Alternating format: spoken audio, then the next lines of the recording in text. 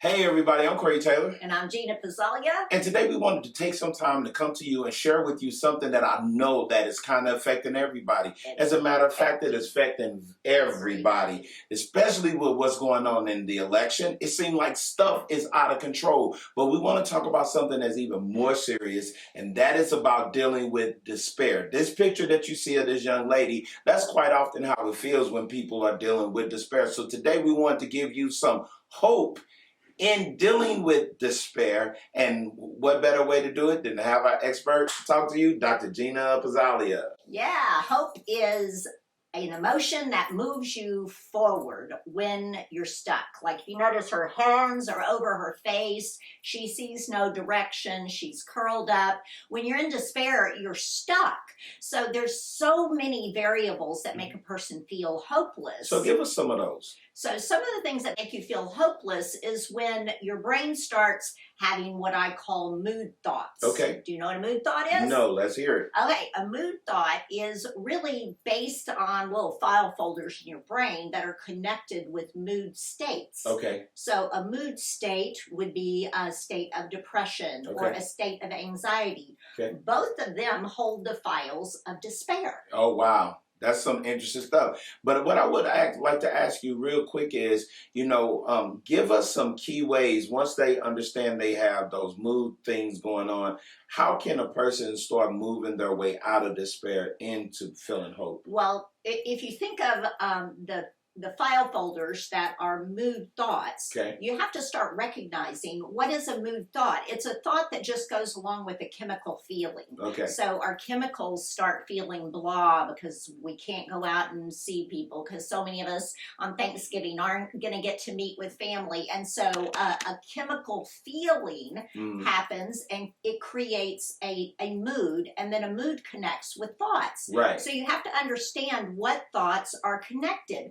Well, it's very primitive. We use that word a lot, but what happens is it's saying, oh, you can't handle life, so let's keep you stuck. So thoughts that are connected with feeling stuck to keep you from trying anything because your brain is telling you you're stuck. Okay, so one of the things I think that is so important in this climate that we're in, dealing with COVID-19, dealing with the election, dealing with so many different things, it is quite easy for people to become stuck. And as you said, you have to go through understanding the file folders and all of this. You mentioned that the chemicals are out of whack, which I think will refer to people having a chemical imbalance. How do we get those chemicals back if a person doesn't want to go to a doctor and get medicine prescribed? Well, it depends on the severity, obviously. Okay. But if a person's just hitting some mood states and it hasn't been going on too long, a little over 3 months, it makes it more difficult just to get unstuck. But if you're trying to get unstuck, then your nutrition is really important. Okay. And taking supplements if your appetite's not real good. What are some of those supplements, though? Well, we just came out with a supplement that we got on the test line so far. We're trying to test it. Yeah. But what are some of those? Omega-3, 6, and 9, B-complex, D3, zinc, magnesium, calcium, vitamin C. Just a plethora. Yeah, that help your brain to get out of a stuck mode. So sometimes you're stuck because you haven't been eating right and you haven't been exercising and you haven't been doing those balance things that keep all the good chemicals going, which help your brain to think, which help you to have more positive thoughts. And that's the one thing that I was going to say. We here at Restorative Alternative Wellness, you don't just talk about mental health with people, but you talk about them getting the whole overall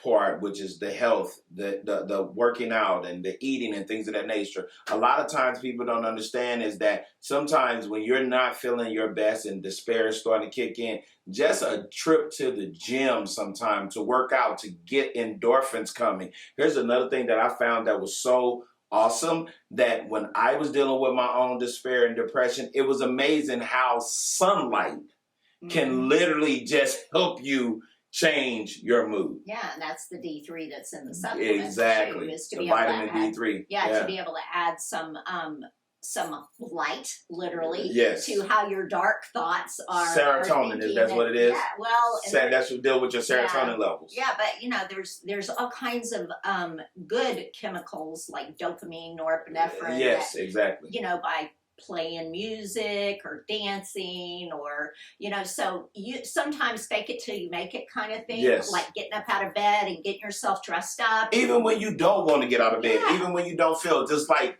take one foot, step out the bed, stand up, stretch, go over to the window, let the sunlight hit your face, because I promise you, if you stay in darkness physically, then darkness tries to come in mentally. And then your thoughts are dark, and then just how you take care of yourself becomes diminished. Correct. I remember we did a leadership workshop, Yes. and we were talking about posturing. I Yes, remember, yes. and talking about sometimes just confidence, just building confidence just by Yes. how you posture yourself, Correct.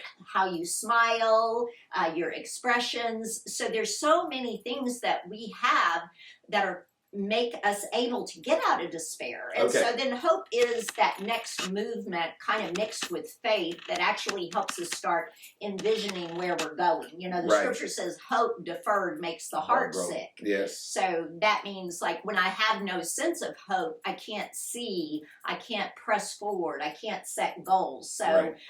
in increasing that sense of hope by self-care, by letting other people care for you, first step stuff is, I am powerless.